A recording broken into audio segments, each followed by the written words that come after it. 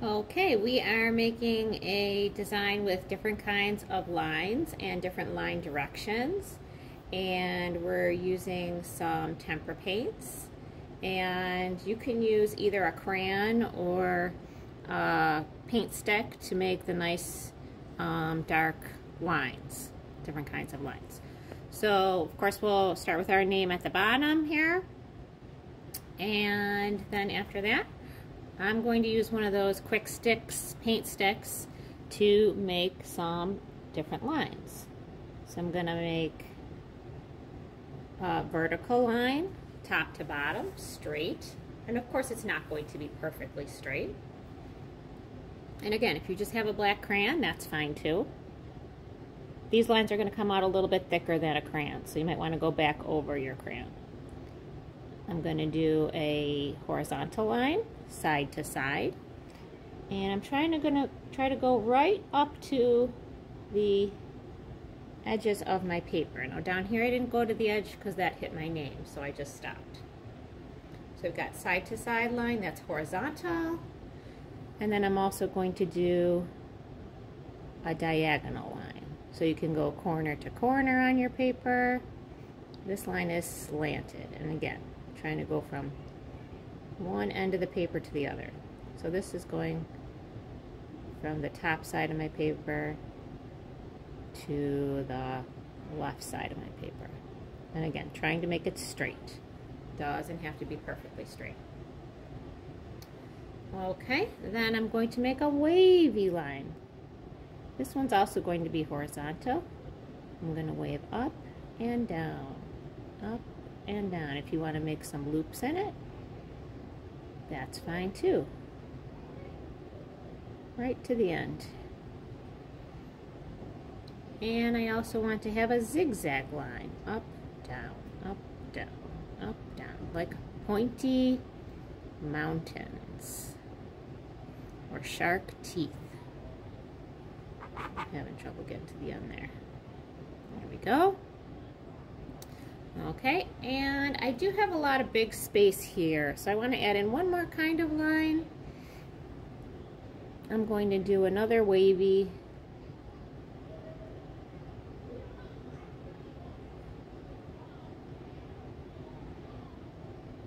And this time it's going top to bottom on my paper, so it's a wavy vertical line. Okay, if you feel like you need to add one more kind of line somewhere else, you can do that too. I'm going to roll my paint stick back down before I cap it up. Okay, and then I'm ready for my painting. So I'm just using a regular water cup and a size 7 brush here. I'm going to move my brush along the inside of my cup to get the extra water off. Remember, I would say no tapping. We don't need to tap our paintbrush because that splashes the water and it makes noise. We don't need to make any noise. Nice, quiet, cleaning off of our brush, moving it along the inside of the cup. Okay, and then I'm just going to use my paint. Now, when I get my brush in the paint, I don't need to cover the whole brush with the paint, okay? See this silver part of the brush, the ferrule of the brush? Try to keep that clean, okay? And see, the paint is just on the end of my paintbrush. I don't need to fill it all up with paint. I can always go back and get more paint if I need it. When I paint, I'm going to hold my brush down low at the ferrule of the brush, at the end of that, and then I can carefully paint in one space at a time.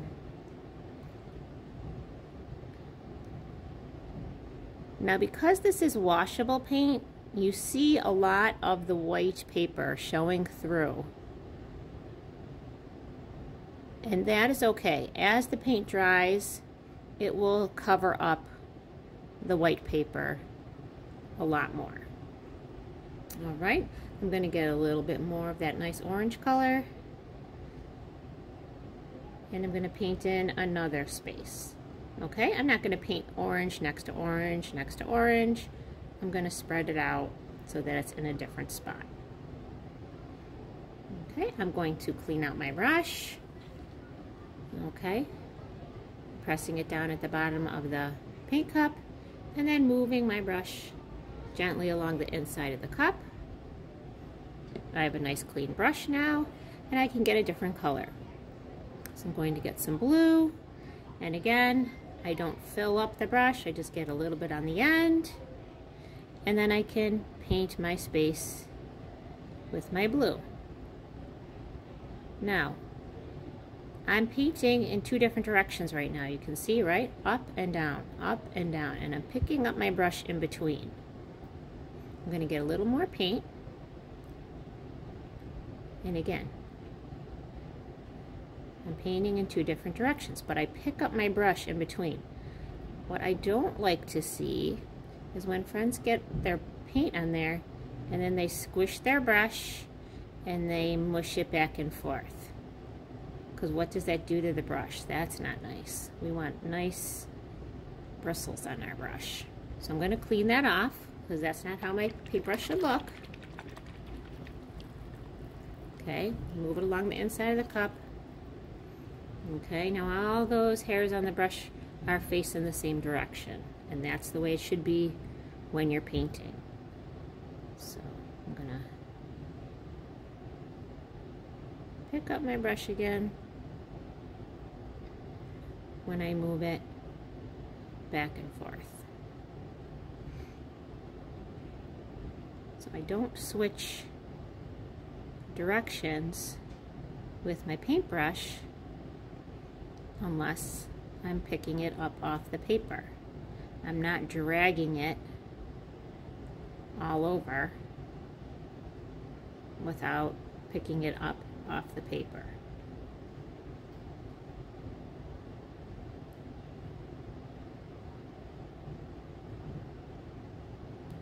Okay, so I'm carefully painting in one space at a time, cleaning out my brush nicely in between.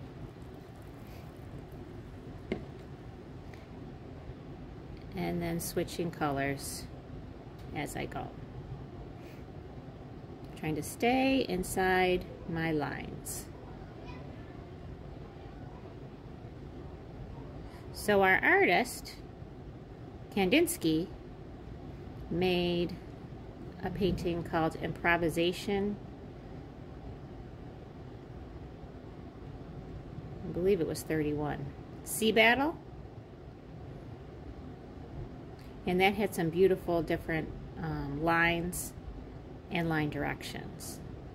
So I like to share that artwork with my students when we do our practice with different lines and line directions.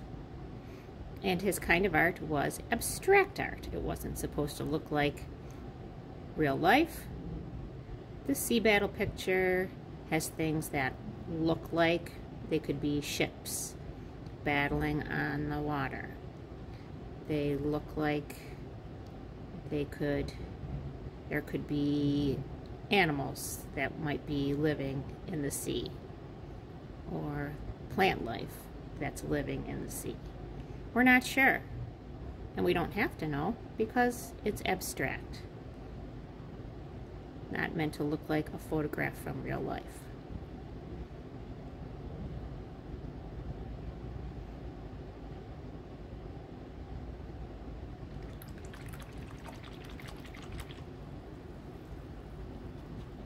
So I clean out my brush good before I clean out my brush well before I switch to another color.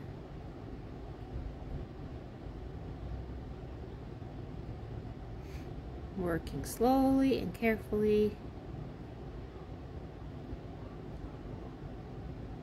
filling up my spaces in between my lines.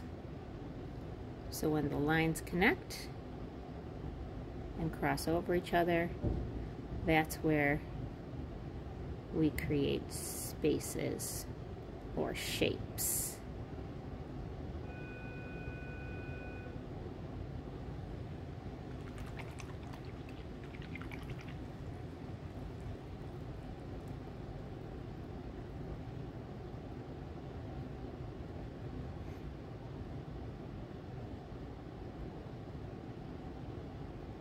when you go over your name, you might want to just skip around that so that you don't accidentally cover it up with the paint.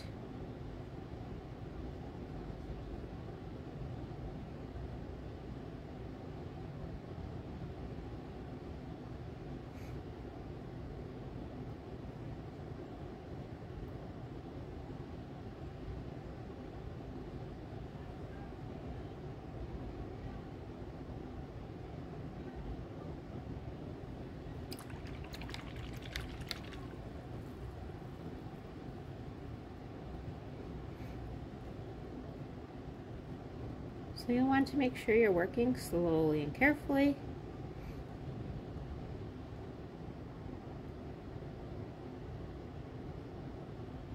And enjoying your art.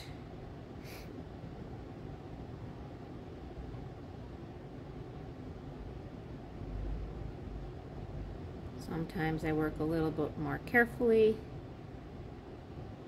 or a little bit more quickly, I should say, because I've had more practice.